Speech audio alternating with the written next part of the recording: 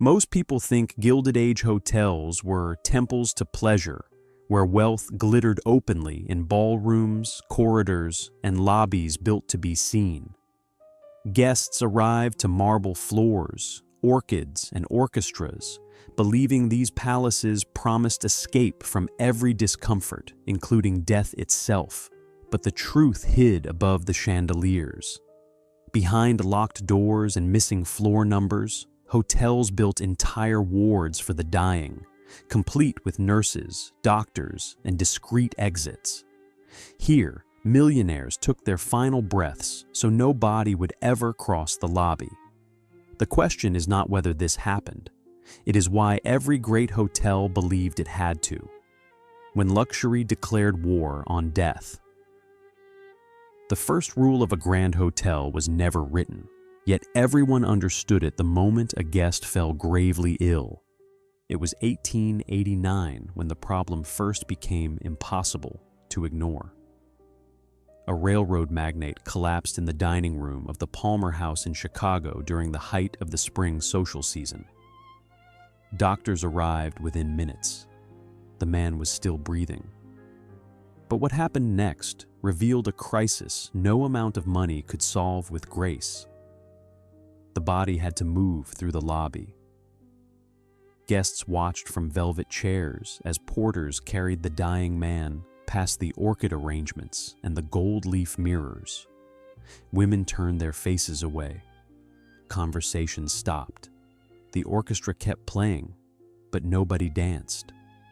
By morning, 3 families had checked out. By the end of the week, the Palmer House had lost bookings worth more than $12,000. This was not a medical problem. This was a branding catastrophe. The Gilded Age had built an entire economy on the promise that wealth could purchase perfect comfort. Hotels were not just places to sleep. They were theaters where the rich performed their immunity to ordinary suffering. Here, every surface gleamed. Every servant moved without sound. Every meal arrived as though materialized by invisible hands. The great hotels of New York, Chicago, and San Francisco sold more than rooms. They sold the illusion that money made you untouchable. Death ruined that illusion instantly. The wealthy did not fear dying. They feared being seen dying in a place designed for pleasure. They feared the embarrassment of collapsing in public, of needing help, of proving that all their money could not prevent the body from failing in front of strangers. Worse, they feared what their deaths would do to the hotels themselves. A death in a ballroom was bad for business. A body in a lobby was unthinkable. Hotel managers understood this immediately. Their livelihoods depended on maintaining fantasy. If guests began associating luxury hotels with mortality, the entire industry would collapse. Rich people would return to their private estates. The urban hotel, that great invention of American capitalism, would fail. So they made a decision. If death could not be prevented, it would be hidden. The first attempts were crude. When a guest fell gravely ill, managers would quietly suggest the family move to a less visible room. Sometimes they offered suites on higher floors at no extra charge. Sometimes they simply asked. The key was discretion.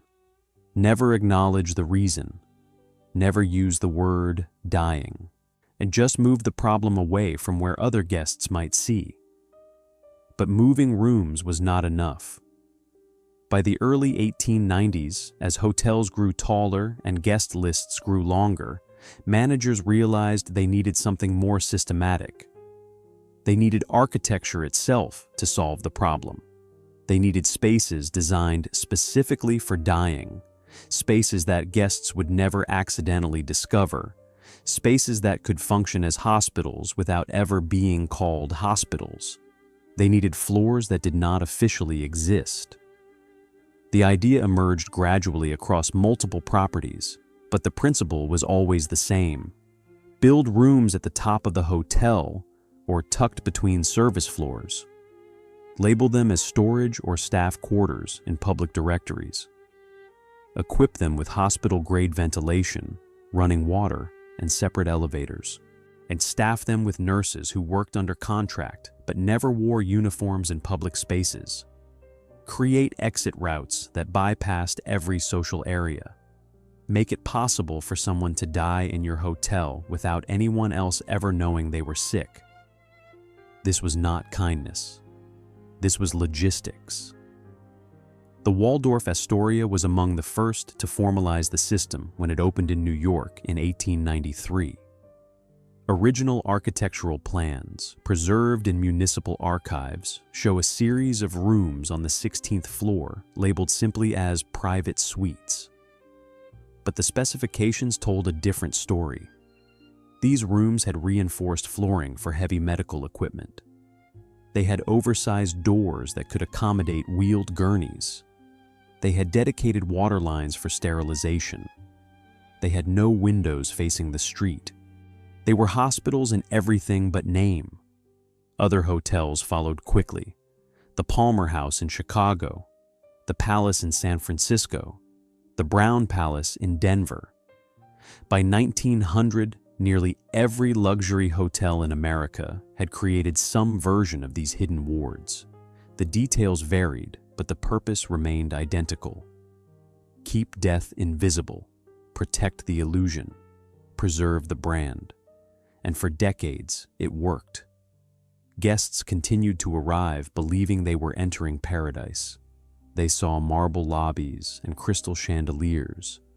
They heard orchestras and smelled roses. They never saw the 16th floor. They never rode the service elevator after midnight. They never asked why some room numbers were missing from the directory.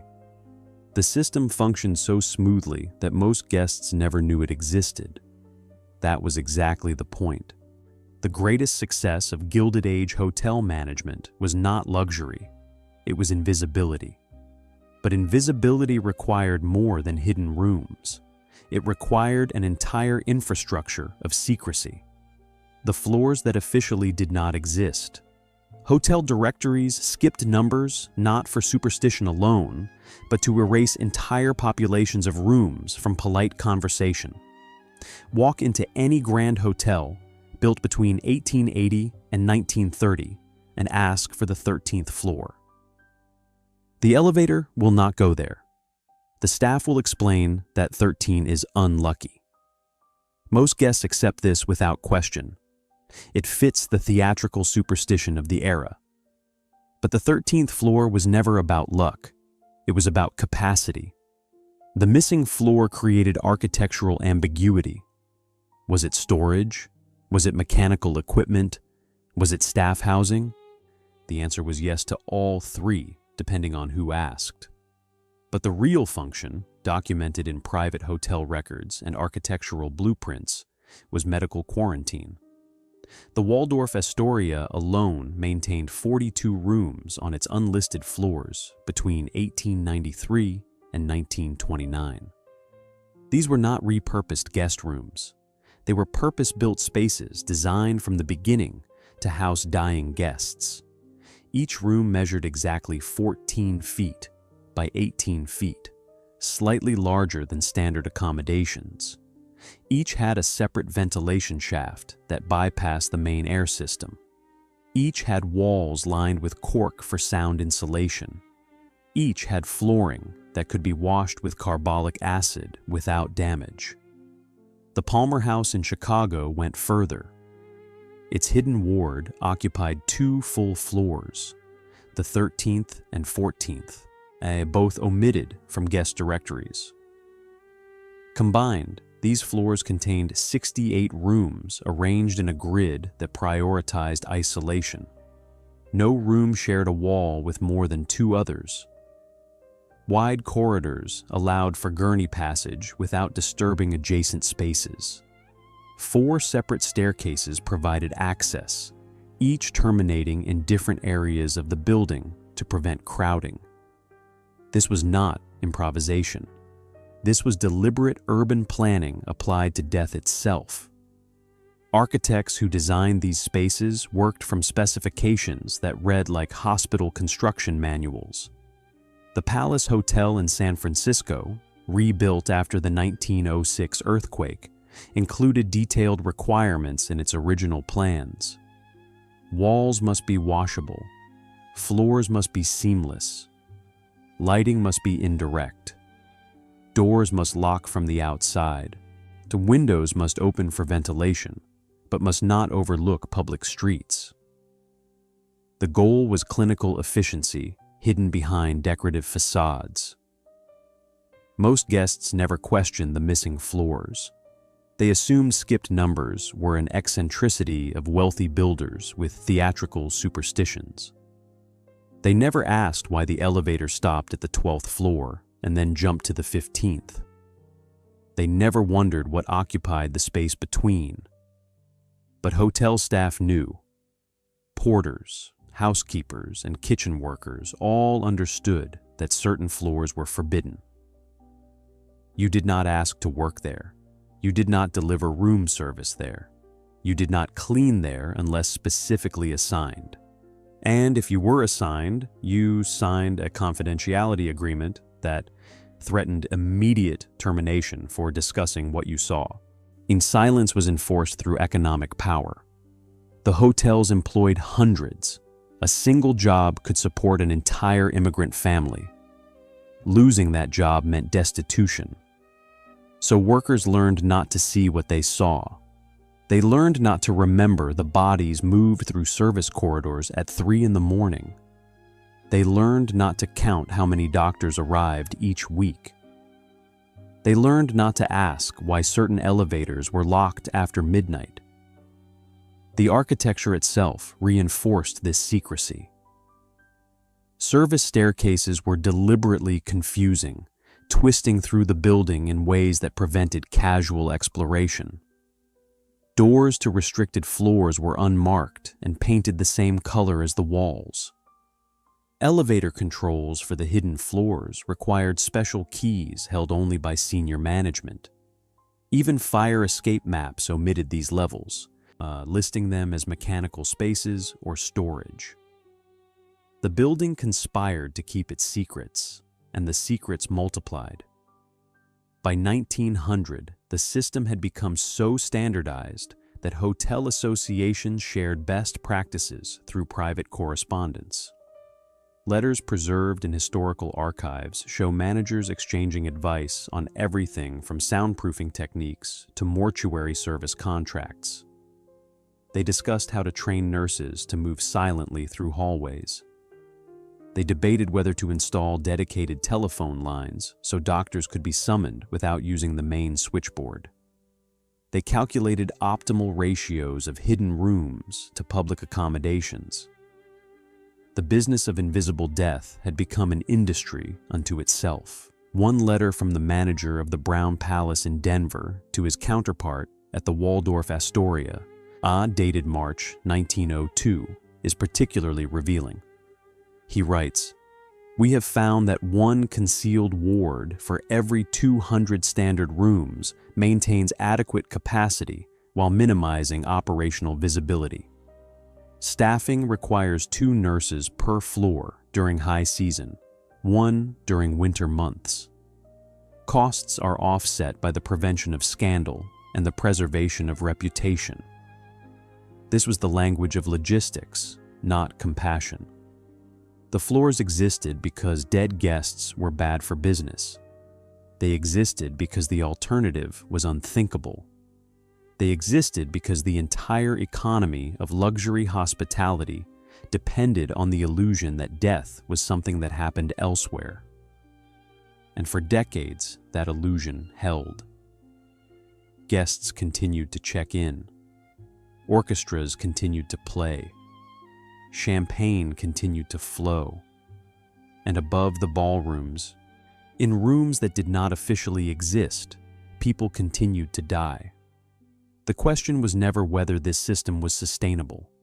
The question was how long it could remain hidden.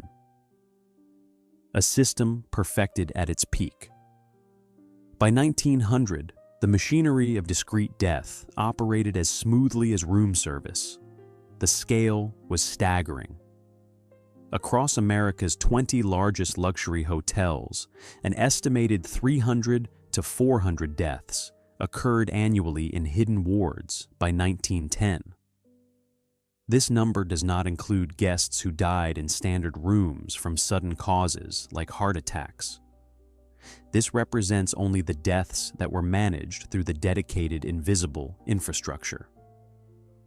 The Waldorf Astoria alone processed between 40 and 60 deaths per year during its peak operations between 1900 and 1915.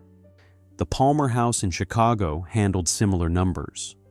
The Palace in San Francisco, despite being rebuilt after the earthquake, returned to full capacity for concealed deaths by 1908. These were not outliers. These were industry standards. The system worked because every element had been refined through practice. Hotels employed full-time nurses who lived on the premises, usually in small apartments adjacent to the hidden wards. These women, almost exclusively unmarried, worked under strict confidentiality agreements. They earned approximately $30 per month, double the wage of a standard hotel housekeeper. In exchange, they promised never to discuss their duties with anyone, including family. Doctors operated on retainer, available at any hour. Most maintained private practices elsewhere in the city, but made daily rounds through the hidden floors. They charged premium rates, typically $5 per visit, knowing the hotels would pay to avoid scandal. They certified death quietly, filled out paperwork that omitted the actual location of death, and coordinated with mortuary services that used unmarked vehicles. The mortuaries themselves became specialized partners in the system. By 1905, most major cities had at least one funeral home that catered exclusively to hotel deaths. They maintained contracts guaranteeing pickup within 2 hours of notification, transportation through service entrances only, and complete discretion regarding the deceased's location. They charged double their standard rates. The hotels paid without complaint. This was industrial efficiency applied to mortality. Even the timing was choreographed. Bodies were removed between 2 and 4 in the morning, when guest traffic through lobbies had ceased, but early kitchen staff had not yet arrived. This narrow window required precision. Mortuary drivers learned to park in alleys rather than at main entrances. They learned to move quickly through service corridors without making noise. They learned to time their exit with the changing of the night staff when hallways were briefly empty. The entire operation ran on synchronized schedules. Elevators played a critical role. Most luxury hotels installed what they called service lifts, ostensibly for moving luggage and supplies. But these elevators had a secondary purpose. After midnight, they were reserved exclusively for medical transport. Operators were instructed never to stop on guest floors during late-night runs. If a guest tried to board a service lift after hours, operators claimed mechanical problems or mandatory cleaning protocols. The elevators became corridors that existed outside normal space. Some hotels went further. The Waldorf Astoria installed a dedicated mortuary lift in 1908, a small elevator that ran only between the 16th floor and the basement. It had no call buttons on guest floors. It could only be operated with a key held by the head of security. Its existence was never mentioned in hotel literature. It appears on architectural drawings simply as freight access. But it was designed for bodies. The basement connections were equally elaborate. Most grand hotels built between 1890 and 1920 included underground passages linking the main building to adjacent structures. Officially, these tunnels were for coal delivery and laundry transport. but they served another purpose. Bodies could be moved from the hotel basement to a neighboring building, then carried to street level away from the main entrance. Guests never saw the hearse. They never knew a death had occurred. The physical infrastructure guaranteed invisibility, but the system also required psychological management. Hotel managers understood that preventing scandal meant preventing rumors. Staff were told that guests on the restricted floors were recuperating from surgery or suffering from contagious but manageable illnesses. They were never told anyone was dying. This partial truth allowed workers to rationalize what they saw without feeling complicit in deception. It was a carefully maintained fiction. Families of dying guests participated willingly. Checking a loved one into a hidden ward avoided the social embarrassment of a public death. It prevented newspapers from reporting the death's location. It allowed families to claim the death occurred at home or in a private sanatorium. For the wealthy, reputation mattered more than honesty. The hotels offered them the ultimate luxury, the ability to erase death from their public narrative. Everyone benefited from the lie. By 1915, the system had reached such sophistication that hotels rarely experienced failures. Deaths were managed quietly. Bodies were removed without incident. Families paid their bills and left. New guests checked into rooms where previous occupants had died, completely unaware. The machinery hummed along, invisible and efficient. This was the peak. The hidden wards were functioning exactly as designed. The investment in concealed infrastructure had paid off. The economic model was sustainable. Hotels maintained their reputations as pleasure palaces while quietly processing dozens of deaths per year. Wealth had successfully purchased the illusion of immortality, or at least the illusion that mortality happened elsewhere. Nothing suggested the system would ever fail. But perfection is always temporary. Inside the rooms, where no one recovered. These were not guest rooms pretending to be sick rooms. They were hospitals disguised as hotel suites. The first thing you would notice entering these spaces was the smell. Not flowers or perfume, but carbolic acid and lye soap. The floors were scrubbed twice daily with disinfectant, strong enough to burn skin. The walls, though papered in patterns that mimicked standard guest rooms, were sealed beneath with layers of shellac that could be wiped clean. Nothing porous, nothing that could harbor infection, nothing that suggested comfort over function. The beds were hospital grade, iron frames with adjustable heights, stripped of decorative elements. Mattresses covered in rubberized canvas that could be sterilized between occupants. White cotton sheets changed daily, sometimes twice daily if the patient experienced night sweats or hemorrhage. Pillows were few and flat, designed to keep airways clear rather than provide luxury. Medical equipment filled the corners. Oxygen tanks, bulky and cylindrical, stood ready beside each bed, suction devices for clearing airways, steel trays holding syringes, vials of morphine, bottles of digitalis, glass thermometers in alcohol solution, stethoscopes hanging from wall hooks, metal bedpans stacked beside porcelain wash basins. Everything gleamed. Everything was functional. Nothing suggested hospitality. The lighting was harsh and deliberate. Unlike guest rooms with their soft chandeliers and gas lamps turned low, these spaces used overhead electric bulbs that cast sharp shadows. Nurses needed to see veins for injections. Doctors needed to read instruments accurately. Visibility mattered more than ambiance. Windows existed, but they faced interior courtyards or alleyways, never public streets. Heavy curtains blocked outside light completely when drawn. This served two purposes. First, it prevented anyone in adjacent buildings from seeing inside. Second, it allowed patients to die in controlled darkness when the end approached. Families preferred this. Darkness felt private. The walls were thicker than standard hotel construction. Cork insulation, installed during original building, absorbed sound. Conversation stayed contained.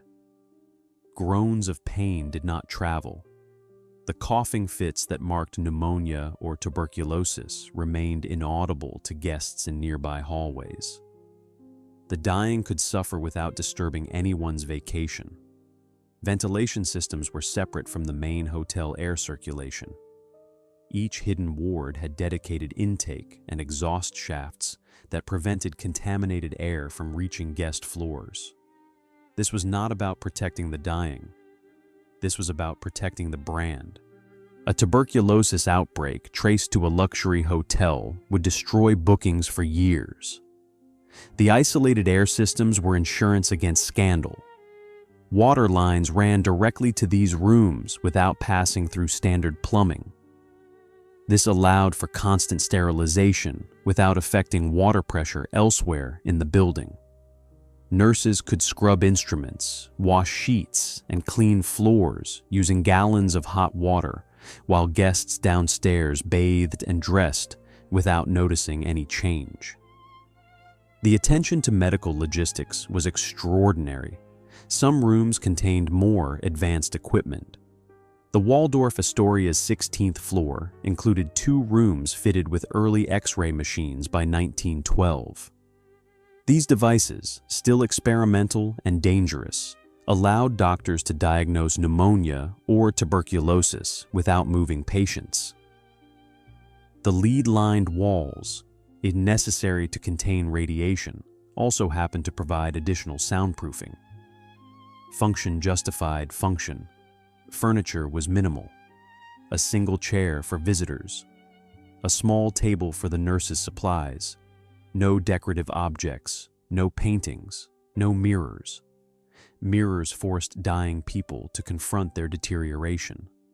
Hotels learned this early. Removing mirrors was a small mercy that also happened to make rooms easier to clean. The doors were unusual. They locked from the outside, ostensibly for patient safety, but also to prevent wandering. Delirium was common in final illness. Patients might try to leave, confused and seeking familiar surroundings. Locked doors kept them contained. It kept the secret contained. Staff rotated through these rooms on strict schedules: morning shift, evening shift, night shift. And nurses rarely worked the same floor for more than 2 weeks consecutively. Management understood that prolonged exposure to dying created emotional bonds that could lead to indiscretion. Rotation prevented attachment. It kept workers professional and silent. The actual dying unfolded in stages. First came the realization that recovery was impossible. Families made this decision with doctors, usually within 48 hours of admission to the hidden ward. Once decided, treatment shifted from curative to palliative. Morphine increased. Oxygen flowed. Nurses monitored vital signs but did not intervene aggressively. The goal became comfort, not survival. Most deaths took days. Pneumonia patients drowned slowly as their lungs filled with fluid. Tuberculosis victims coughed blood until their bodies simply gave out. Heart failure cases lingered, drifting in and out of consciousness. Cancer patients, though less common in this era, died in waves of pain punctuated by morphine fog. The nurses documented everything: temperature charts, medication logs, respiration rates, bowel movements, all recorded in ledgers kept locked in administrative offices. These records were never shown to families. They were business documents, evidence that proper care had been provided, protection against potential lawsuits. Some guests experienced paranormal phenomena in these rooms years later. Cold spots appeared without explanation. Sounds of labored breathing echoed in empty spaces. Doors opened on their own. Guests reported feeling watched, feeling heaviness in the air, feeling inexplicable dread. The hotels always had explanations. Old pipes created cold drafts. Settling foundations caused doors to shift. Ventilation systems produced rhythmic sounds resembling breathing. Psychological suggestion influenced perception. Everything could be explained through physics and plumbing. But the explanations never quite erased the unease. Because regardless of paranormal belief, the fact remained undeniable. Hundreds of people died in these rooms. They died slowly, in pain, surrounded by clinical efficiency rather than love. Their bodies were removed like waste. Their families paid premium rates for the privilege of dying invisibly. The rooms absorbed decades of final breaths, last words, desperate prayers. That history soaked into the walls whether you believed in ghosts or not. The question nobody asked at the time was simple. How many people died here? The answer, reconstructed from partial records and building capacity estimates, is sobering. Between 1893 and 1930, the Waldorf Astoria's hidden wards processed approximately 1,200 deaths. The Palmer House handled similar numbers. The Palace in San Francisco, operating for fewer years due to earthquake damage, still managed around 700. Across America's major luxury hotels, conservative estimates suggest 10,000 to 15,000 deaths occurred in these secret wards. 10,000 people died in rooms that were not supposed to exist, and almost nobody knew. Removing bodies without being seen.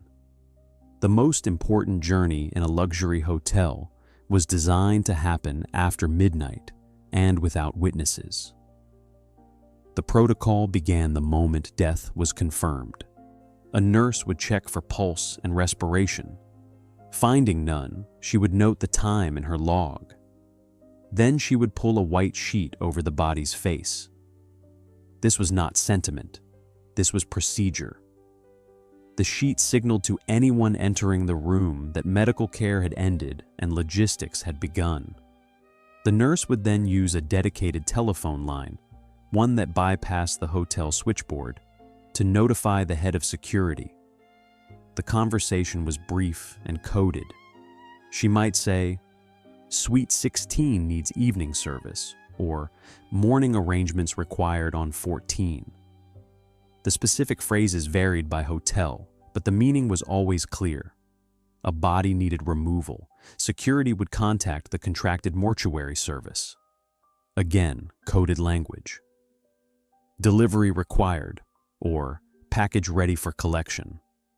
The mortuary would dispatch a crew immediately, regardless of hour. Speed mattered. The longer a body remained in the hotel, the greater the risk of discovery. While the crew traveled, hotel staff prepared the route. The service elevator was cleared and locked, accessible only to authorized personnel. Hallway lights on the hidden floor were dimmed to near darkness. A porter was stationed at the basement level to ensure the corridor from elevator to exit remained empty. Another porter watched the alley behind the hotel, ready to signal when the mortuary wagon arrived. The choreography required split-second timing. The mortuary crew entered through the service entrance, usually a steel door in an alley or side street. They carried a stretcher covered by a heavy canvas tarp. To anyone who might see them, they looked like delivery men moving furniture or supplies. The canvas hid the stretcher's actual purpose. They took the service elevator directly to the hidden floor. No stops, no passengers. The elevator operator, sworn to silence, ran the lift without speaking. Some hotels required operators to face the wall during these trips, preventing them from seeing the body being loaded. Inside the room, the process was efficient. The crew transferred the body from bed to stretcher in a single practiced motion. They wrapped it tightly in the canvas, securing it with leather straps. No part of the body remained visible. The bundle could have contained linens or rolled carpets. Ambiguity was intentional. The nurse provided paperwork, a death certificate listing the cause but not the location, a release form signed by family members. It usually obtained hours before death when the patient was still conscious enough to nod assent. A hotel voucher confirming the mortuary's fee had been added to the family's bill. Everything documented, everything paid for, everything legal. Then came the descent. The elevator dropped straight to the basement without stopping. The crew moved quickly through concrete corridors lit by single bare bulbs. These passages smelled of coal dust and damp stone. They ran beneath the hotel's foundation, connecting to tunnels that extended under adjacent buildings. In some properties, these tunnels reached 3 or 4 blocks away, emerging in stables or warehouse loading docks far from the hotel's main entrance. The wagon waited in the alley, black-painted wood with no markings. Horses stood quietly, trained not to neigh or stamp. The body was loaded through rear doors in less than 30 seconds. The crew climbed aboard. The driver snapped the reins. The wagon rolled away into darkness. The entire operation, from death to departure, took less than 90 minutes. Back in the room, the nurse stripped the bed. Sheets went into special laundry bags marked for high-temperature washing. The mattress was wiped with carbolic acid. The floor was scrubbed.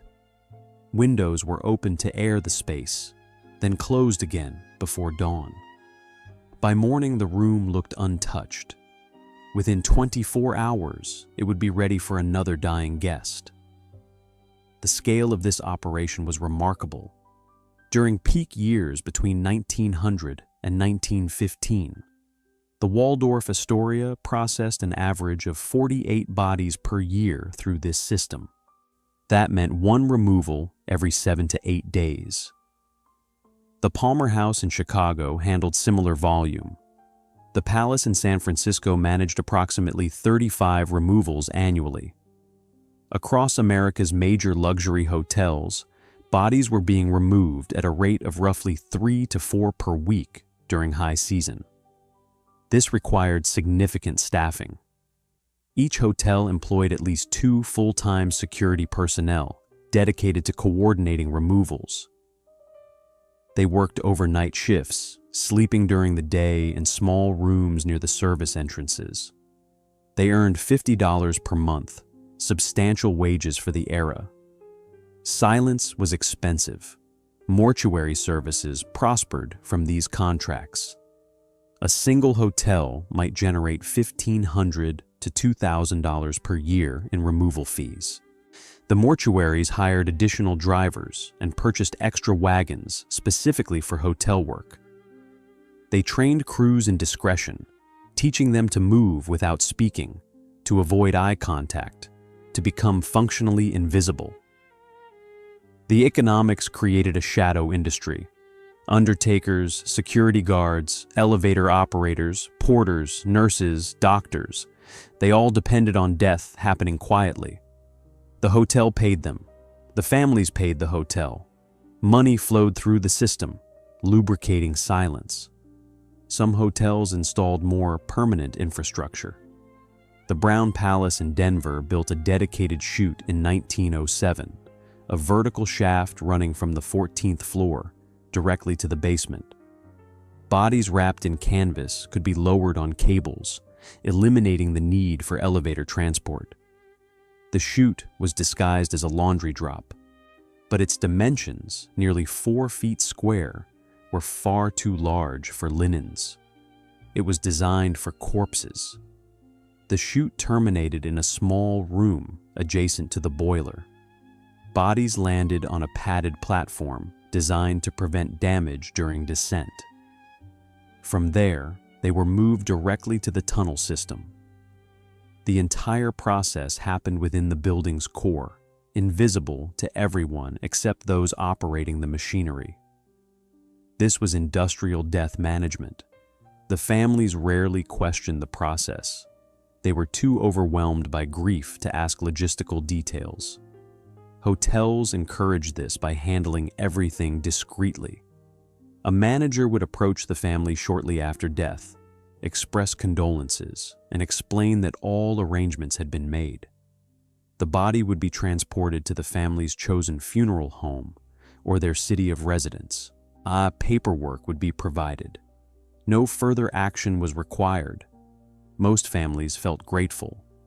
The hotel had spared them the burden of managing death's logistics during their moment of sorrow. They paid the bill without examining line items. They checked out quietly, relieved to escape the room where their loved one had died.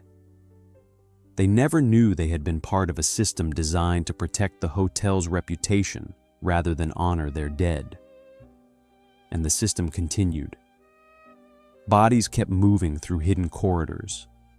Wagons kept rolling into alleys. Tunnels kept echoing with the sound of footsteps and leather straps. Death kept happening in rooms that officially did not exist, and those deaths kept disappearing without trace. The question was never whether this was ethical. The question was whether it was sustainable.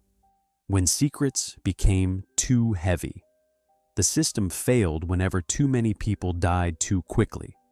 The first major collapse came in October 1918.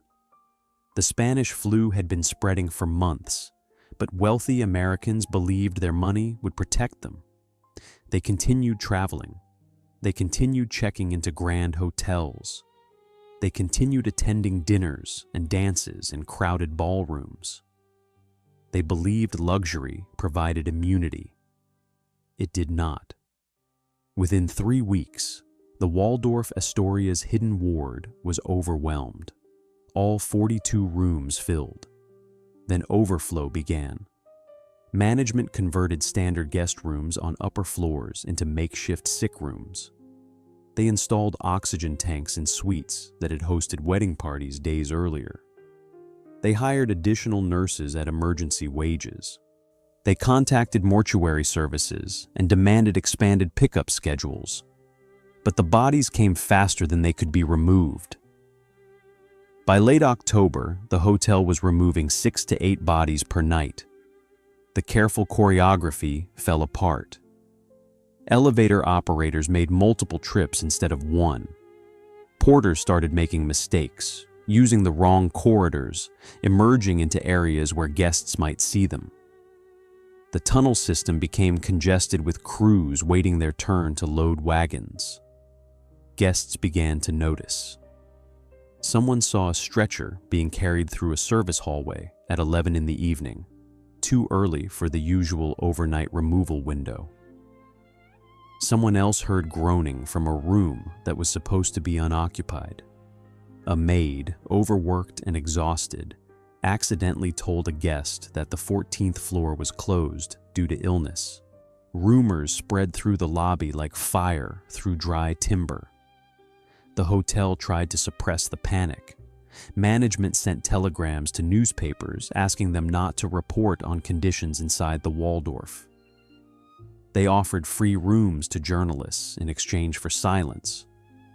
They threatened staff with termination if anyone spoke to reporters, but you cannot hide an epidemic. By early November, families were checking out in waves. The hotel's occupancy rate, typically above 90% during fall social season, dropped to 40%. Ballrooms sat empty. Restaurants served a handful of diners instead of hundreds. The orchestra played to vacant chairs. The economic damage was catastrophic. The Waldorf lost an estimated $50,000 in November alone, equivalent to roughly $1.4 million today. Other hotels suffered similarly. The Palmer House in Chicago lost 40% of its bookings. The Palace in San Francisco closed its dining room entirely for 2 weeks. The system designed to prevent scandal had failed precisely when it was needed most. The pandemic exposed the fundamental flaw in the entire operation. The hidden wards worked only when deaths remained manageable, occasional, scattered across weeks and months. The infrastructure could handle 1 death every week.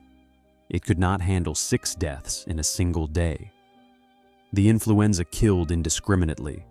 Railroad tycoons and steel magnates died in the same rooms as their wives and children.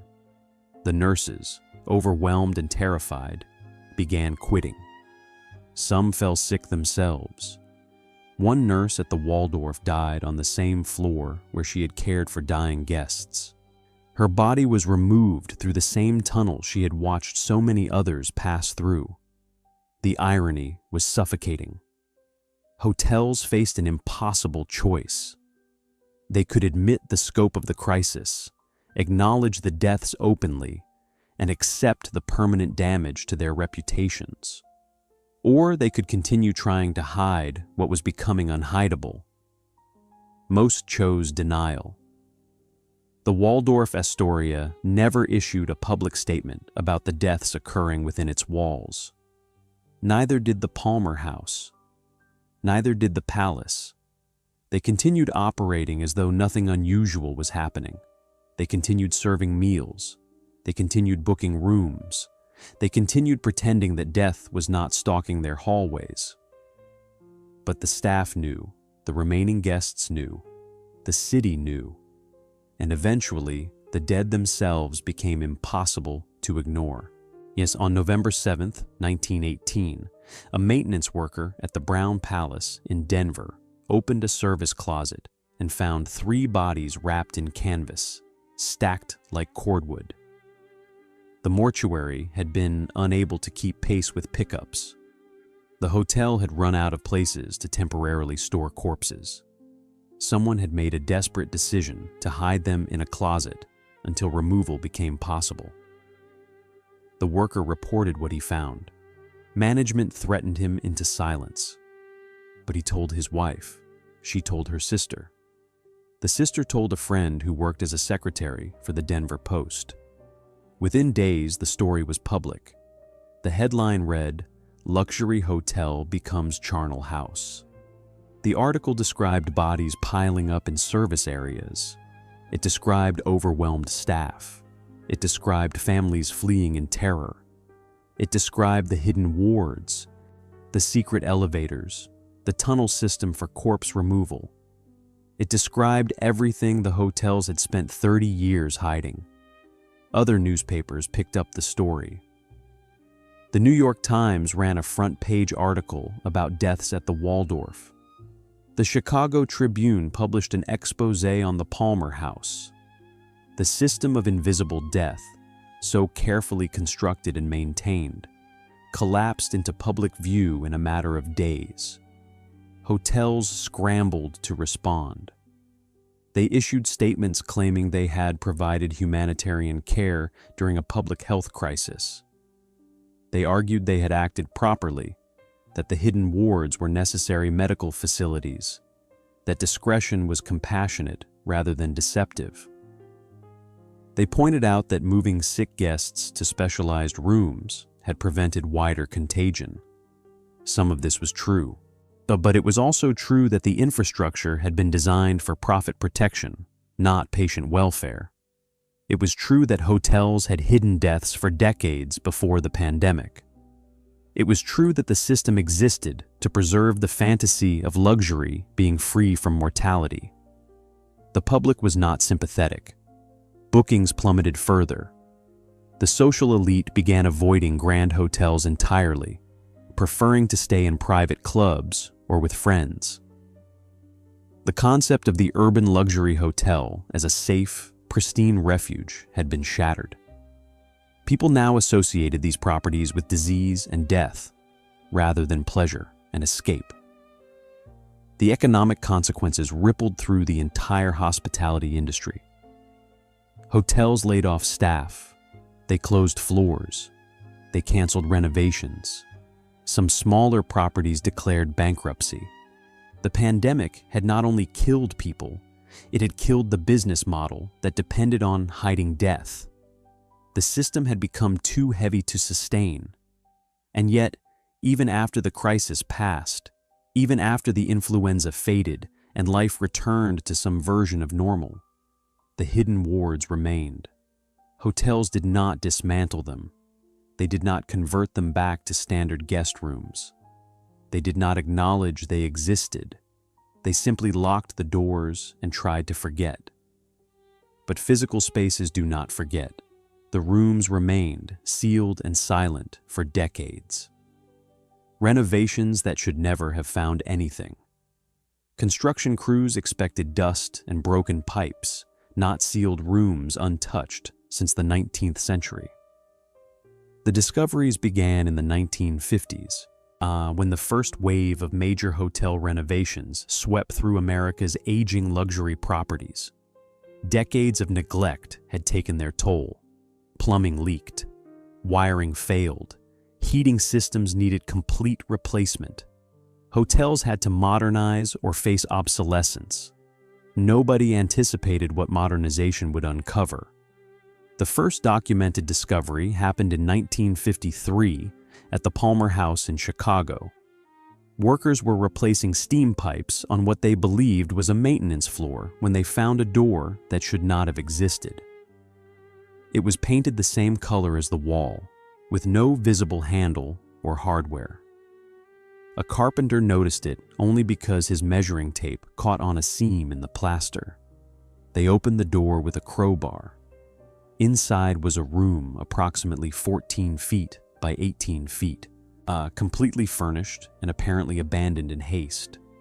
An iron bed frame with a stained mattress still on it. A wooden table holding glass bottles and metal instruments. A porcelain wash basin crusted with residue. The air smelled of decay and chemicals, sweet and acrid at once. Nobody had entered this room in at least 30 years. The crew found similar rooms along the entire corridor, 12 in total, all sealed, all furnished with the same sparse medical equipment. Some contained oxygen tanks from the 1920s. Some had nurse call buttons wired into walls, the bells long since disconnected. Some had restraint straps still attached to bed frames. The workers stopped and called management. Hotel executives arrived and immediately restricted access to the floor. They took photographs, documented the contents. Amr then ordered everything removed. The furniture was hauled to a warehouse. The walls were stripped to bare studs. Within 2 weeks, the floor had been gutted completely. Construction resumed as though nothing had been found. The workers were told they had discovered old storage rooms. Nobody believed this. Similar discoveries followed at other properties. The Waldorf Astoria in New York underwent major renovations in 1958. Workers found an entire floor of sealed rooms on what had been labeled the 16th level. The rooms were intact, frozen in time. Medical charts hung on walls. Syringes lay in steel trays. One room contained a wheelchair rusted into place beside a window. The Brown Palace in Denver found 6 sealed rooms during renovations in 1962. The Palace in San Francisco uncovered an entire ward in 1965. The pattern was consistent across properties. Rooms designed for dying, hastily abandoned, deliberately forgotten. But the most disturbing discovery happened in 1974 at the original Waldorf building, which had been converted to office space decades earlier, but still retained its upper floors. Workers demolishing interior walls to create an open floor plan found a room that had been completely sealed with brick and mortar.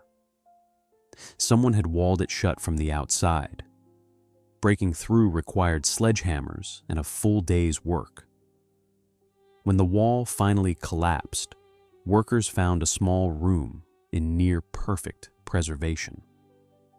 And on the bed, still wrapped in a deteriorating canvas shroud, was a body. It was a woman, and dressed in clothing from approximately 1908. She had been dead for 66 years. The coroner determined she had died of pneumonia. The cause of preservation was accidental.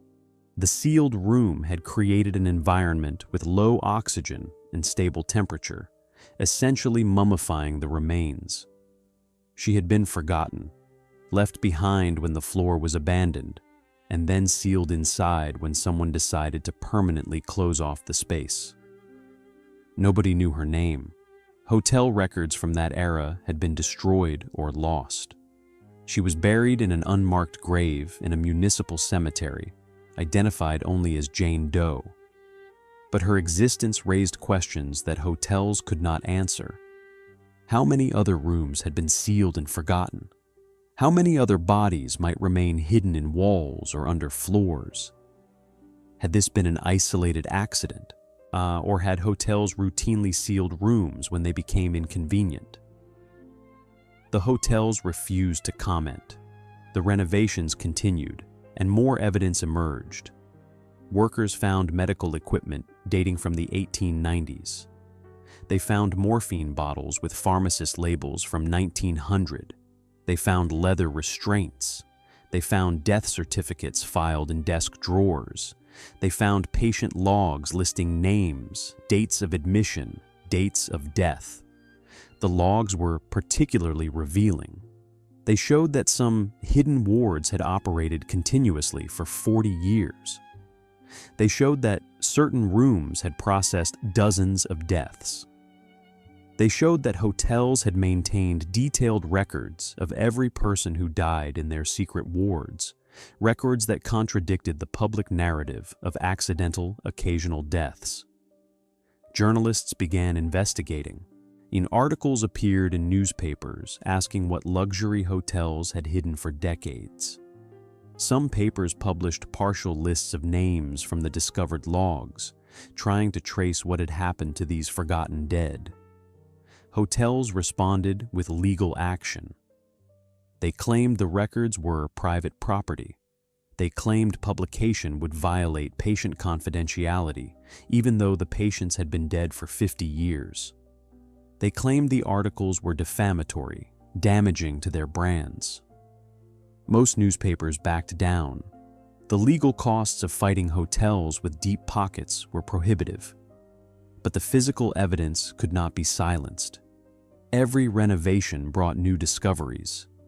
Every gutted floor revealed more sealed rooms, more abandoned equipment, more proof that the invisible death system had been far more extensive than anyone had suspected. Some properties found rooms that had never been listed on any floor plan. These were true ghost spaces, built during construction but omitted from official documentation. They existed in the gaps between floors, in unused corners, in spaces that architectural drawings claimed were solid wall. Finding them required demolishing existing structures. Why had they been omitted? The most likely explanation was that hotels had wanted absolute deniability. If a room did not appear on official plans, it could not be proven to exist. If it did not exist officially, deaths that occurred there could be attributed elsewhere.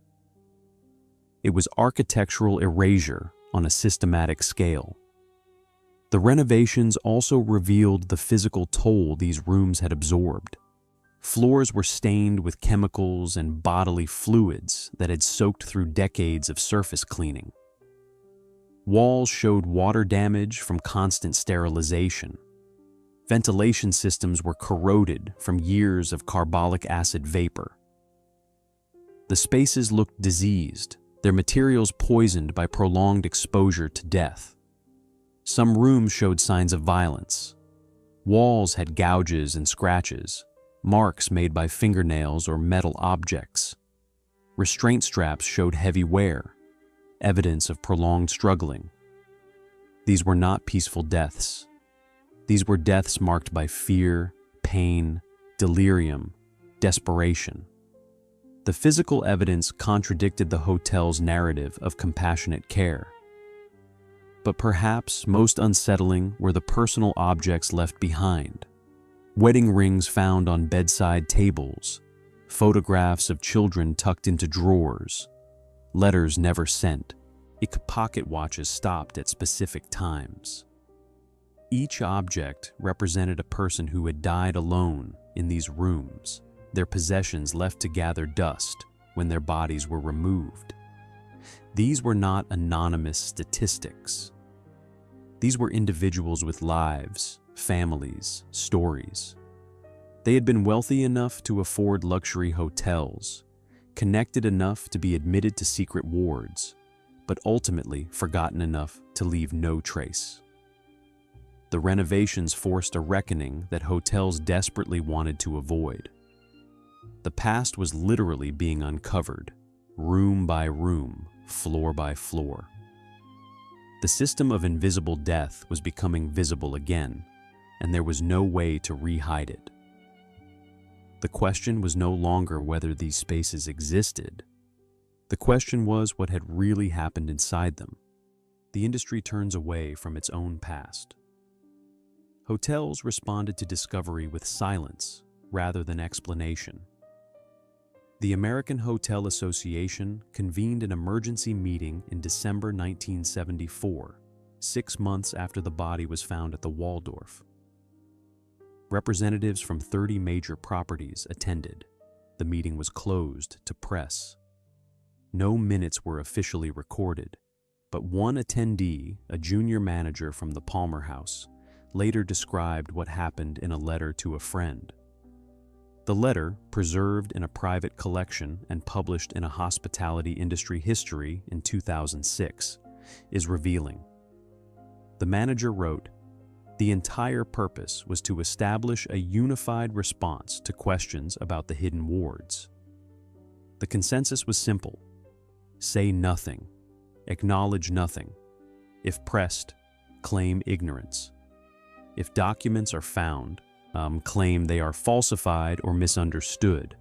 Above all, never confirm the systematic nature of what occurred." This was not a conspiracy in the traditional sense. This was damage control. Hotels understood that admitting the truth would be catastrophic for business. If the public learned that grand properties had hidden deaths for decades, that bodies had been secretly removed, that entire floors had functioned as covert hospitals, the industry's reputation would be destroyed. Modern guests would feel deceived. Lawsuits might follow. Property values would plummet. Silence was the only viable strategy. And so, hotels began systematically erasing evidence of their own history. Records were destroyed. Architectural plans showing the hidden wards were replaced with versions that omitted those floors. And staff who had worked during the relevant periods were encouraged to retire early with enhanced pensions. Contractual confidentiality agreements were revised to include harsher penalties for disclosure. Some hotels went further. The Palmer House sealed its discovered rooms behind new walls and simply pretended they did not exist. The Waldorf Astoria converted its 16th floor into administrative offices, removing all traces of the medical infrastructure. The Brown Palace turned its hidden wards into storage for linens and furniture, filling the rooms so completely that their original purpose became invisible again. Physical erasure matched documentary erasure. But erasing history is never complete. Gaps in the record often reveal more than the records themselves. When journalists began investigating hotel archives in the 1980s and 90s, they found patterns of destruction that were themselves incriminating.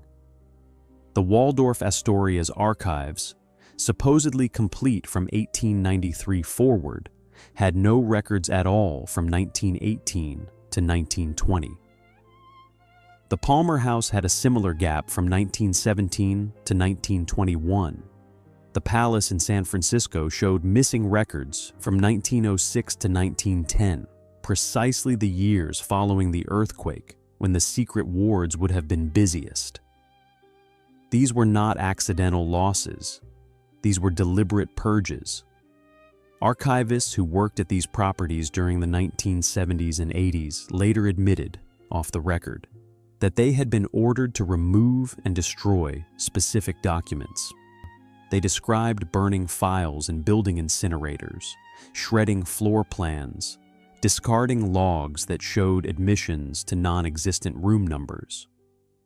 They described being told this was necessary to protect the hotels from litigation. The destruction created historical voids that made definitive proof impossible.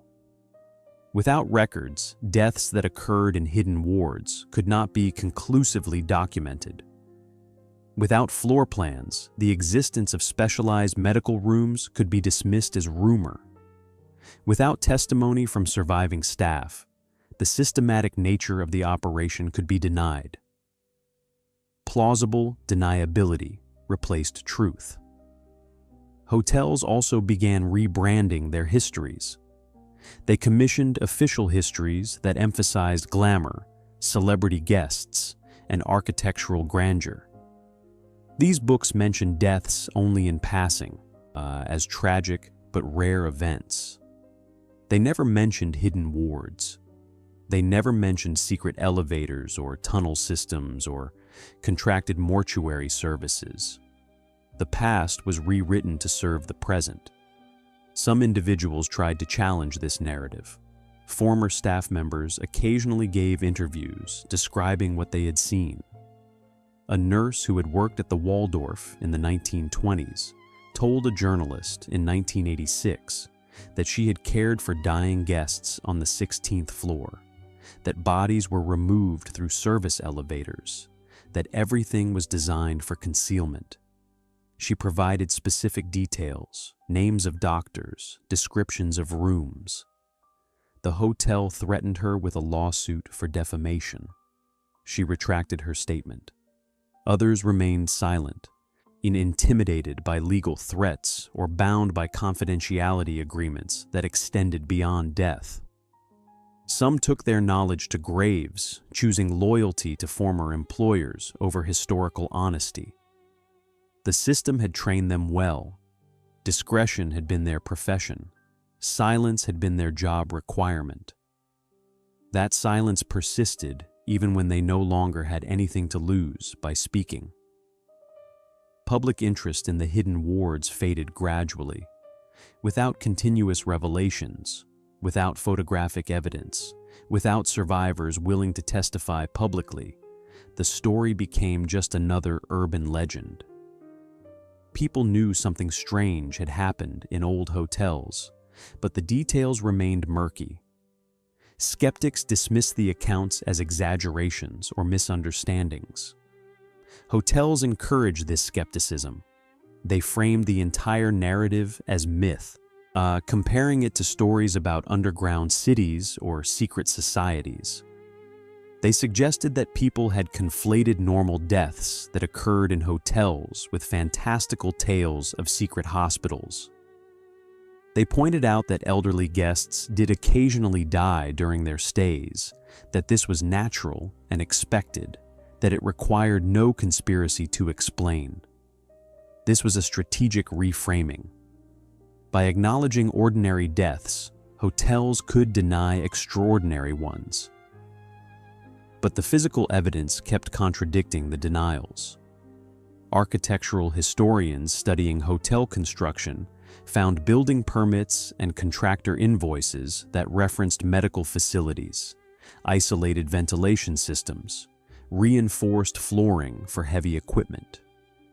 These documents, filed with municipal authorities and impossible to destroy retroactively, proved that hotels had indeed built specialized infrastructure. The question was why. Hotels claimed these facilities were for guest convenience, allowing sick travelers to recuperate without leaving the property. They claimed this was humanitarian, not deceptive. They claimed the separate floors and elevators were simply logical organization, keeping medical care away from recreational spaces. The explanations were superficially plausible, but they failed to account for the secrecy, the omitted floor numbers, the sealed rooms, the discovered body. If these wards were legitimate medical facilities, why hide them? Why destroy records? Why threaten former staff into silence? The contradictions were obvious to anyone paying attention. But by the 1990s, few people were paying attention. The hotels had successfully waited out public interest. The journalists had moved on to other stories. The survivors had died. The buildings themselves had been renovated beyond recognition. The past seemed safely buried. Except that buildings remember what people forget. The moment the illusion finally cracked, death could no longer be hidden once hospitals and laws changed. The system began dying in the 1920s, though it took decades to fully collapse. The first blow came from medical advances. Hospitals improved dramatically during and after World War I, transforming from places where people went to die into places where they went to recover. Doctors had better tools. Nurses had better training. Anesthesia became standard. Infection rates dropped. Wealthy patients began preferring actual hospitals to hotel rooms disguised as hospitals.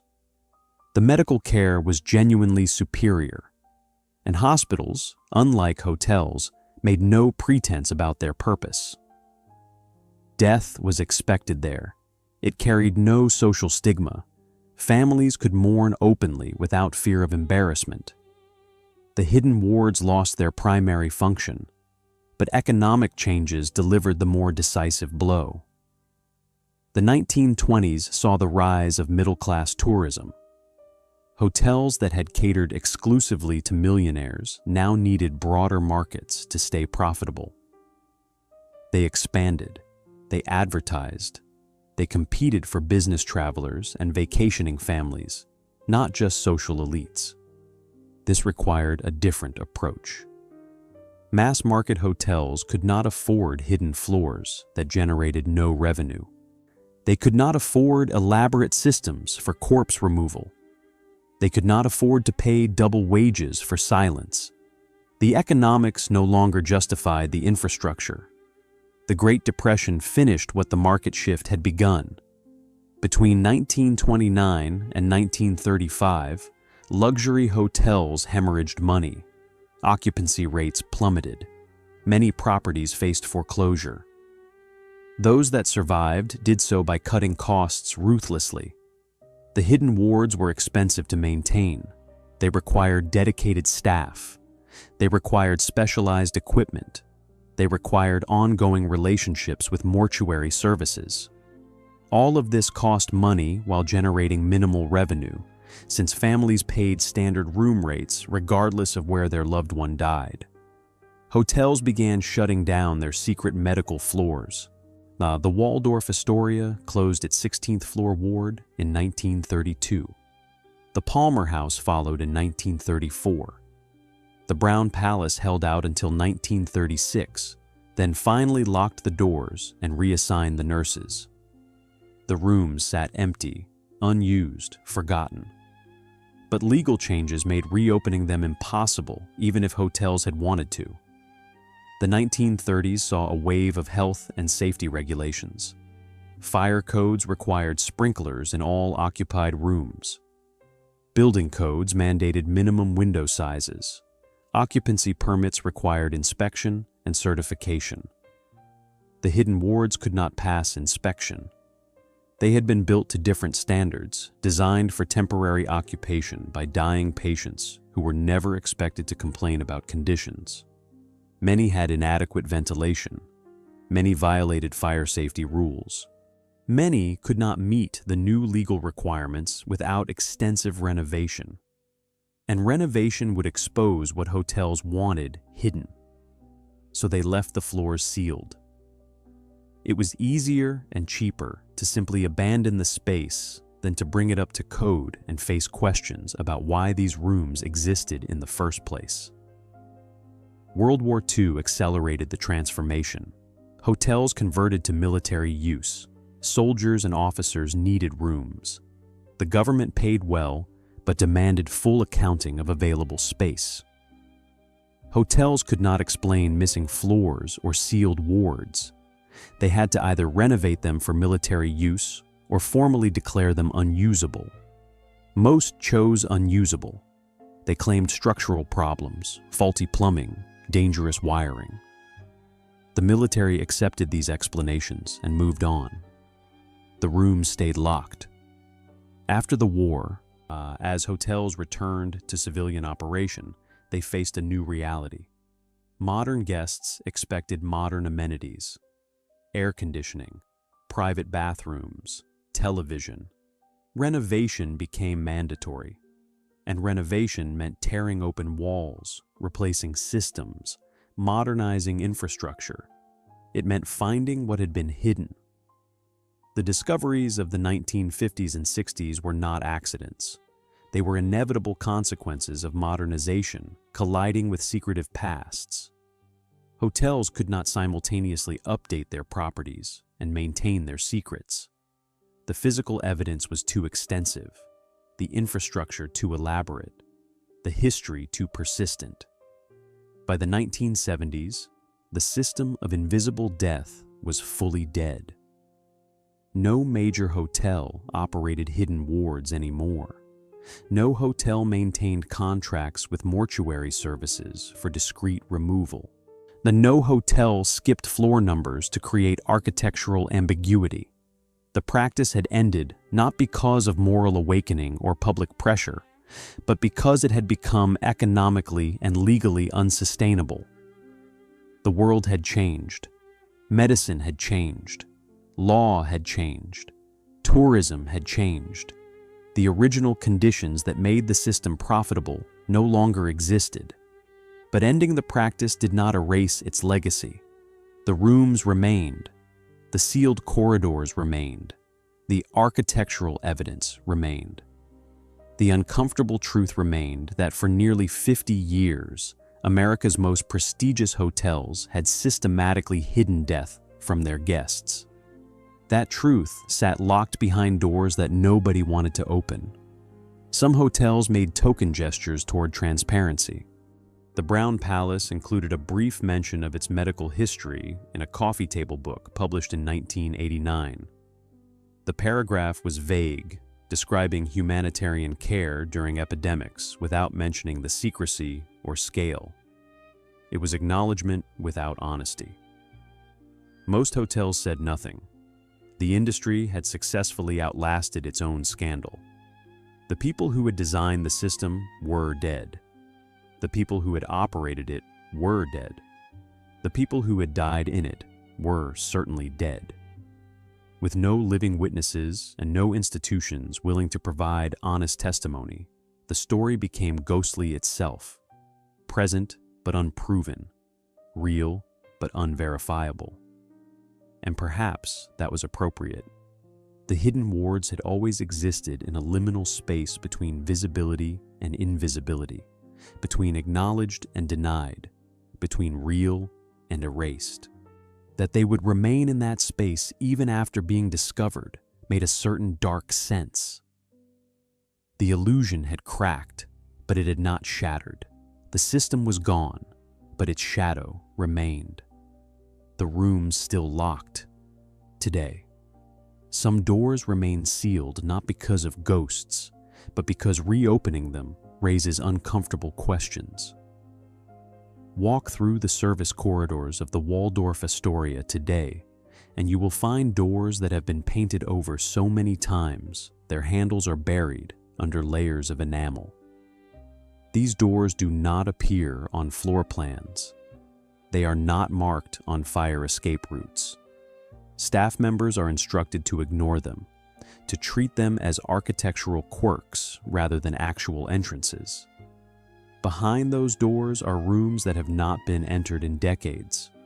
The official explanation varies by property. Some hotels claim these are storage spaces for obsolete equipment. Some claim structural damage makes the rooms unsafe. Some claim the spaces are filled with asbestos insulation that would be too expensive to remove. All of these explanations are partially true. None of them are complete. The real reason these rooms stay locked is simpler. Opening them would require acknowledging they exist. Modern hotel management faces an impossible dilemma. If they unlock the sealed rooms and reveal their history, they confirm the narrative of hidden death wards. If they keep them locked, they fuel speculation and paranormal tourism. Either choice damages the brand. So they choose a third option. They pretend the rooms are not there. This strategy works because most guests never question hotel architecture. They do not notice when elevator buttons skip floors. They do not wonder why hallways seem shorter than the building's exterior suggests they should be. They do not calculate whether the number of rooms matches the structure's apparent size. Hotels depend on this inattention, but some guests do notice. Paranormal investigators have made careers examining sealed sections of historic hotels. They document cold spots, electromagnetic anomalies, unexplained sounds. They collect testimony from staff members who claim to have seen figures in period clothing or heard voices from empty corridors. Hotels dismiss these claims publicly while quietly ensuring the investigators never gain access to the actual sealed floors. They allow limited investigations in safe areas, rooms that have been fully renovated and sanitized of history. But the doors that actually matter stay locked. This creates a useful dynamic. The paranormal stories generate publicity without requiring hotels to acknowledge historical truth. Guests book rooms hoping to experience something supernatural. They are unlikely to encounter actual ghosts, but they subsidize the building's maintenance. The mystery becomes profitable without becoming verifiable. It is the final evolution of the original system. Death is still being monetized. It is just being monetized as entertainment rather than concealment. Some former staff members have broken confidentiality to describe what lies behind the locked doors. A maintenance supervisor who worked at the Palmer House in the 1990s told a journalist in 2008 that he had been inside several sealed rooms during an emergency electrical repair. He described iron bed frames rusted in place, walls stained with substances he did not want to identify, air so stale it made him dizzy. He also described something else: documents, stacks of papers and ledgers left piled on tables and floors, never removed when the rooms were abandoned. He glimpsed names, dates, medical notations. He understood immediately what he was looking at. The hotel ordered him out before he could examine anything closely. His supervisor confiscated the photographs he had taken for the repair documentation. He was transferred to a different property within a month. His testimony suggests that significant historical evidence remains sealed in these rooms. Patient records that were never destroyed, only hidden. Floor plans showing the full extent of the ward system. Possibly even personal effects left behind when bodies were removed. But accessing this evidence would require hotels to voluntarily expose their own history. They have no incentive to do so. The past is not profitable unless it is carefully curated. Raw truth is dangerous, so the doors stay locked. Years become decades. Paint layers accumulate. Staff who remember anything retire. Institutional memory fades.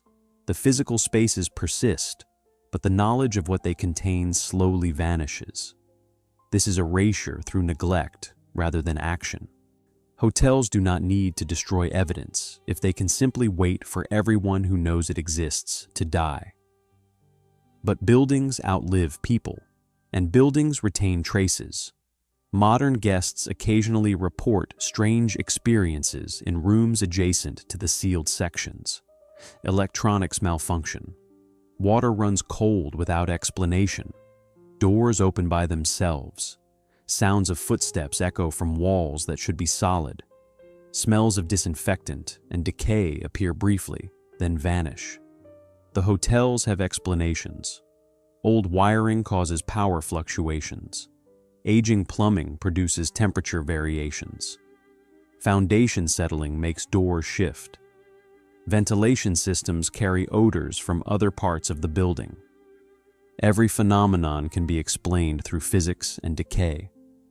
These explanations are probably correct. Old buildings behave strangely. Deteriorating infrastructure creates sensory anomalies. Suggestion influences perception. Most paranormal experiences likely have mundane causes, but the explanations do not address why these specific areas, these specific walls, these specific corridors consistently produce reports. The phenomenon clusters near the sealed sections. It clusters where death happened repeatedly for decades. It clusters where hundreds of people drew final breaths in rooms designed for invisibility. That pattern is harder to explain. Whether you believe in ghosts or not, the fact remains that physical spaces absorb human experience.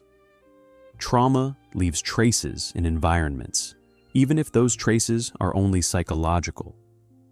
Knowing that suffering occurred in a place changes how we perceive that place. The sealed rooms are haunted not by spirits, but by the weight of what they witnessed. That weight is real, even if ghosts are not.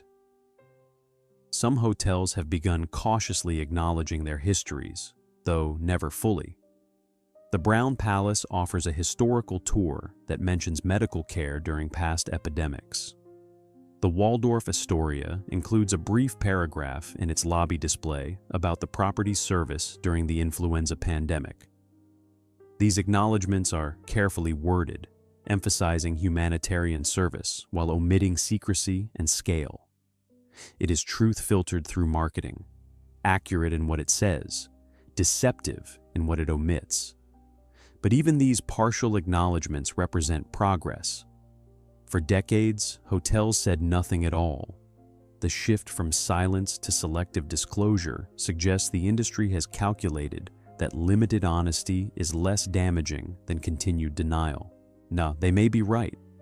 Modern guests are accustomed to learning that historic buildings have dark pasts. Victorian institutions were brutal by contemporary standards. Acknowledging historical wrongdoing can even enhance a property's appeal if framed as authentic transparency rather than shameful concealment. But the doors stay locked. That boundary remains uncrossed.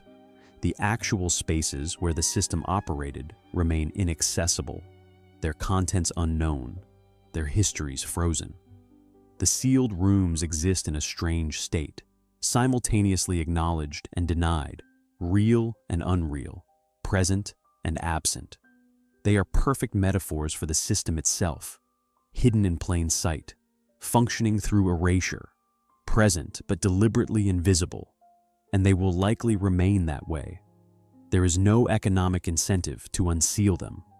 There is no legal requirement to reveal them. There is no public pressure strong enough to force disclosure.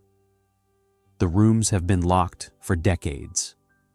They will probably stay locked for decades more, until eventually the buildings themselves decay beyond renovation, until they are demolished and replaced, until the physical evidence finally disappears, and then the system will be truly invisible again, not hidden by architecture, but erased by time. What luxury still refuses to show. Modern hospitality learned different ways to keep discomfort invisible. The methods have changed.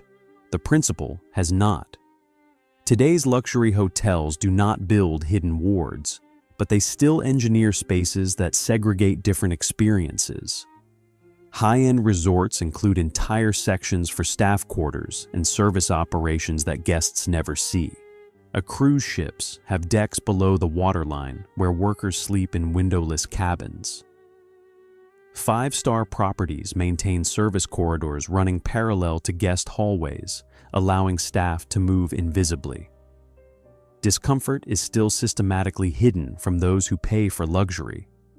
This extends to illness and death. Modern hotels have protocols for managing medical emergencies that prioritize discretion. When a guest collapses in a lobby, security immediately screens the area with portable partitions. When an ambulance arrives, it uses service entrances. When a death occurs in a guest room, the body is removed during off hours through routes that bypass public spaces.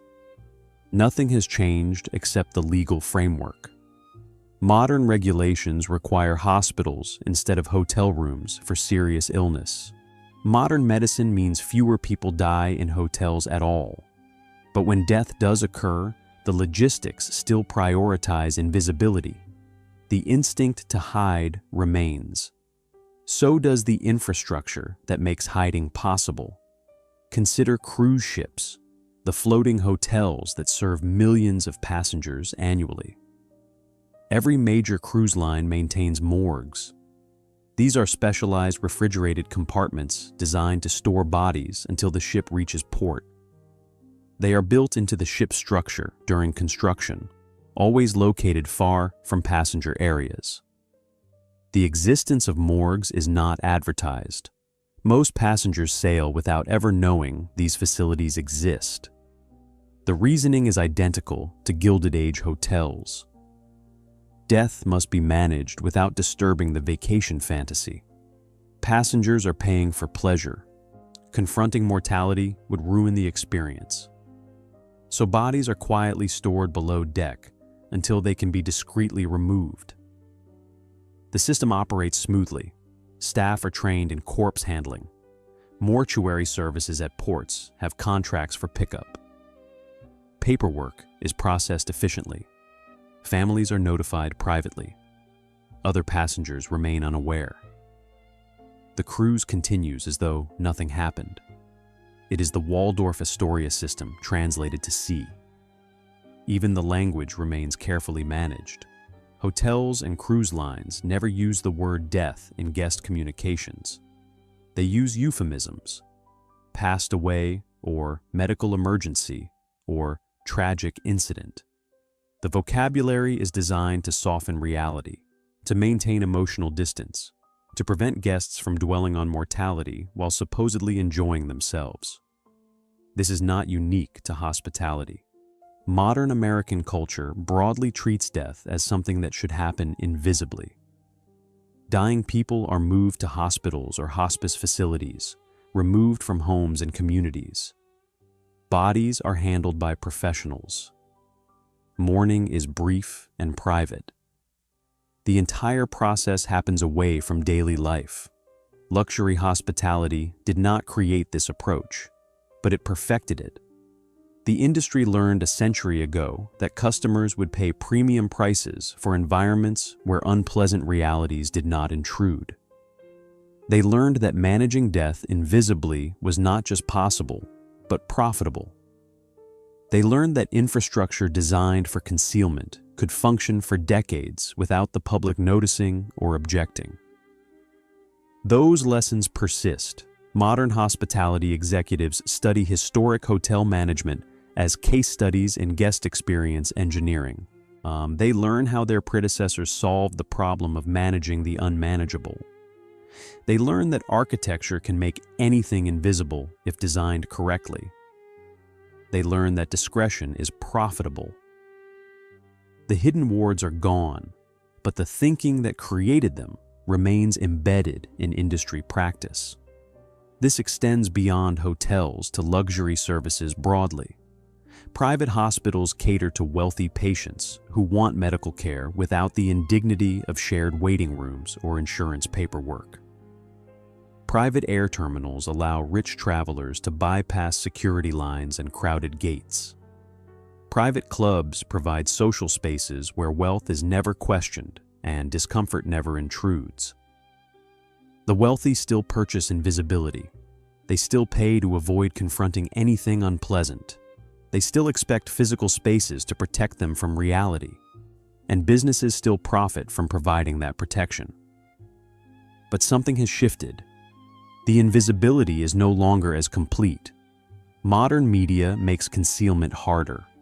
Social media allows staff to anonymously share what they see. Investigative journalism exposes institutional secrets. Legal requirements for transparency limit what can be hidden. The system leaks in ways it never did before. Yet the fundamental impulse persists. Luxury brands still promise escape from discomfort. Hospitality still engineers environments designed to make problems invisible. Architecture still segregates experiences based on who can afford to avoid unpleasantness. Death is still treated as something that should happen away from beauty. This reveals an uncomfortable truth. The Gilded Age hotels were not historical aberrations. They were early examples of a pattern that continues. They pioneered techniques that remain standard practice.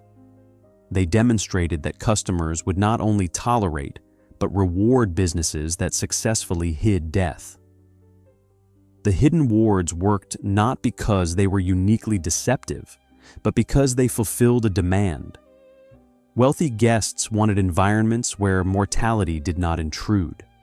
Hotels provided those environments. The market rewarded them for doing so. That market still exists. The demand still exists. The willingness to pay for invisibility still exists. So, the question is not whether modern hospitality has learned from history. The question is whether it learned the right lessons. Did the industry learn that hiding death is wrong? Or did it learn that hiding death requires better legal protection and more sophisticated public relations? The answer is probably both, and neither. Modern hotels are marginally more honest about their operations. They acknowledge that deaths occur occasionally. They have documented protocols rather than informal systems. They operate within regulatory frameworks rather than outside them. But they also still prioritize brand protection over transparency. They still manage death as a public relations problem. They still invest heavily in maintaining the fantasy that luxury spaces exist outside ordinary reality. The methods have been refined. The goal remains the same. And until society fundamentally changes its relationship with death, until Americans become comfortable confronting mortality in everyday spaces, luxury hospitality will continue engineering invisibility. The architecture will be more subtle. The language will be more careful. The evidence will be harder to find. But the system will persist. Because people still want to believe that money can purchase immunity, that wealth can create spaces where suffering does not exist, that luxury means never having to acknowledge the inevitable. The Gilded Age hotels discovered this truth. Modern hospitality inherited it, and we all participate in maintaining it every time we check into a hotel, hoping to escape reality for a few days. The cost of dying beautifully. These hotels did not fear death. They feared being seen acknowledging it. That distinction matters. It reveals what the hidden wards were actually about.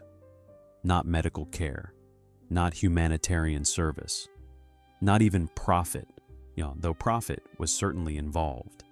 The system existed because American wealth could not tolerate the visible reality of mortality. Beauty required death to happen elsewhere, or if it could not happen elsewhere, at least to happen invisibly. The Gilded Age perfected this arrangement through architecture.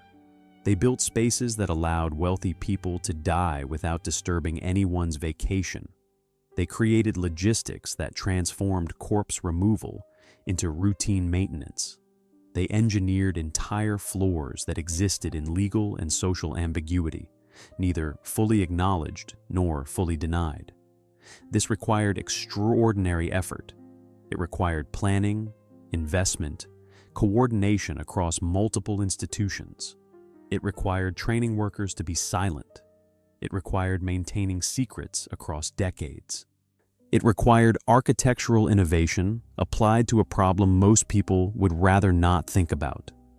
The question is why society tolerated this, why nobody objected, why workers participated, why families accepted it, why the entire system operated for half a century without significant public outcry. The answer is that everyone benefited from the illusion. Guests wanted to believe luxury protected them from mortality. Hotels wanted to protect their brands. Workers wanted their jobs.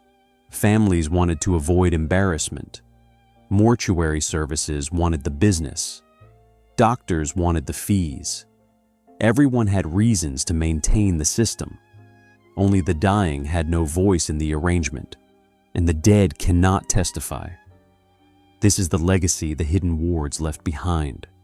They demonstrated that death can be treated as a management problem rather than a human experience. They proved that society will accept systematic concealment if the alternative requires confronting uncomfortable truths. They showed that architecture can erase entire categories of human experience from public consciousness. These are not comforting lessons, but they are important ones, because the impulse that created the hidden wards remains active in contemporary society. We still segregate dying people into hospitals and hospices. We still remove death from daily life. We still treat mortality as something that should happen privately, managed by professionals, away from where healthy people work and play. We have medicalized what the Gilded Age hotels architecturalized. The methods differ. The goal is identical. And perhaps that is inevitable. Perhaps human beings will always seek to minimize their exposure to death. Perhaps societies will always create systems that make mortality less visible. Perhaps the alternative, truly integrating death into everyday life, is psychologically impossible for most people. But acknowledging this impulse is different from celebrating it. The hidden wards were not triumphs of hospitality innovation. They were triumphs of denial. They represented a society so committed to maintaining illusions that it built entire invisible infrastructures to prevent reality from intruding. That commitment came with costs. The people who died in those rooms died alone, separated from public acknowledgement, reduced to logistical problems to be solved through service elevators and alley exits. Their deaths were efficient but not dignified, invisible but not honored, managed but not mourned. We should ask what we sacrificed for that efficiency. The physical buildings remain. The Waldorf Astoria still stands, though renovated beyond recognition. The Palmer House still operates. The Brown Palace still welcomes guests. These properties have outlasted the system they were built to support. They have survived through transformation, adaptation, selective amnesia, but the sealed rooms persist. Behind modern walls and locked doors, the original spaces remain. They exist as architectural ghosts, present but unacknowledged, real but invisible. They are perfect metaphors for what they contain, the memory of systematic denial. And they ask us to consider what modern luxuries might be concealing. What systems operate invisibly to maintain our comfort? What costs are hidden from view so we can enjoy beauty without confronting its price? What infrastructure exists in the spaces we never see, doing work we would rather not think about? The hidden wards were never just about hotels. They were about American capitalism's relationship with mortality, about wealth's insistence on controlling narrative, about architecture's power to make anything disappear if designed correctly, about society's willingness to participate in collective forgetting. Those dynamics did not die when the wards closed. They evolved. They found new expressions. They adapted to new regulations and new sensibilities. But the core impulse remains: the desire to purchase invisibility, the belief that money should protect from discomfort, the assumption that beauty and death cannot coexist. The Gilded Age hotels made that assumption literal. They built it into their foundations. They encoded it in their floor plans. They enforced it through wages and contracts and locked doors. And for 50 years, it worked. Death happened invisibly. Beauty remained undisturbed. The illusion held. Until renovations exposed what elegance had demanded people forget. Until sealed rooms revealed their contents. Until the architecture itself testified against the system it had served. The buildings remembered what their owners wanted erased. Stone and steel and deteriorating plaster preserved evidence that paper records did not. The physical spaces told truths that oral histories could not confirm and official documents deliberately obscured. That is the final irony. The hotels built these wards to make death invisible. But in building them, they created permanent evidence of their obsession with invisibility. The architecture meant to conceal became the proof of concealment. The infrastructure designed to hide became the record of hiding. The rooms exist. That fact cannot be denied. The question is what we do with that existence. Do we unlock the doors and examine what they contain?